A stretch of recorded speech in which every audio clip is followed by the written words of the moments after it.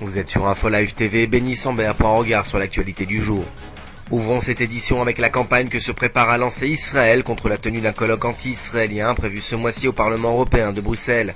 Ce colloque organisé par le Comité des Nations Unies pour l'application des droits indéniables du peuple palestinien, comité créé en 1975, évoquera notamment les questions de la barrière de sécurité et des droits de l'homme. Israël entend faire boycotter l'événement.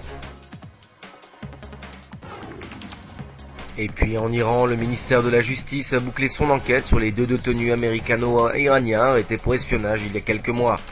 Arrestation qui a provoqué de nouvelles tensions entre Téhéran et Washington. Et si la sentence ne sera connue que dans quelques semaines, toujours est-il que pour le procureur général Hassan Haddad, justice sera faite. Fin de citation. La Commission des Affaires étrangères du Parlement britannique a recommandé au gouvernement du Royaume-Uni d'entretenir des rapports avec le Hamas, le Hezbollah et les frères musulmans égyptiens, arguant de l'influence de ces groupes dans leur pays. Les frères musulmans sont forts en Égypte et le Hamas ainsi que le Hezbollah ne peuvent être ignorés, peut-on lire dans le rapport de cette commission. Le milliardaire américain Sheldon Adelson s'est engagé ce dimanche formellement à financer à hauteur de 60 millions de dollars le programme Taglit qui offre des séjours en Israël aux jeunes juifs du monde entier n'ayant jamais visité le pays. Et puis Tsahal a honoré ce dimanche les 110 000 Druzes qui servent dans ses rangs. Une cérémonie officielle s'est tenue dans la localité de Kermiel, au cours de laquelle des représentants du gouvernement, de l'armée et de la communauté druze ont pris la parole. La brigade druze de Tsahal a été décorée de l'ordre de l'état-major pour ses actions lors de la seconde guerre du Liban. 2 ans après le désengagement de la bande de Gaza, des hauts gradés de Tsahal déclarent qu'ils avaient prévenu qu'un retrait unilatéral mènerait à une escalade de la violence à Gaza. L'ancien chef du renseignement militaire, Aaron Farkash, a précisé que son ancien service aurait préparé plusieurs scénarios suite au retrait israélien. L'axe Philadelphie continue de demeurer le principal souci des autorités militaires israéliennes, rappelant que l'armée du Hamas, forte de 13 000 hommes, continue d'être approvisionnée en armes, notamment par le biais de tunnels creusés sous l'axe Philadelphie. Enfin, avant de refermer cette édition, le président palestinien Mahmoud Abbas prévoit de tenir des élections anticipées dans les 6 mois. Ces élections législatives et présidentielles se tiendront à la fois dans la bande de Gaza et en Judée-Samarie. Le Hamas a d'ores et déjà précisé son opposition à la tenue de ces élections. Votre programme sur InfoLive TV, c'est le grand débat qui opposera Yoni Ben Menachem à Yoram Entinger autour de la question d'une nouvelle alliance entre le Fatah et le Hamas. Retrouvez le grand débat d'InfoLive TV dès mardi à 18h. La suite en information sur InfoLive TV.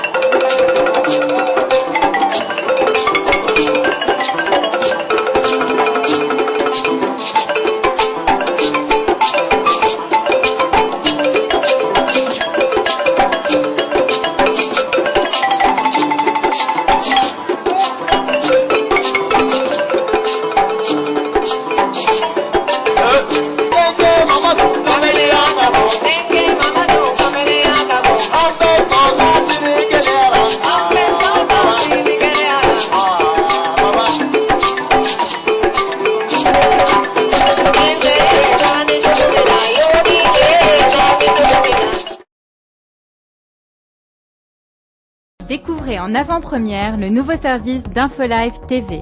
Recevez gratuitement chaque jour, en vidéo, les informations d'Israël et du Proche-Orient sur votre mobile. Pour vous abonner, entrez sur notre site www.infolive.tv et cliquez sur la bannière Service téléphone mobile. Aujourd'hui, le monde entier parle d'Israël.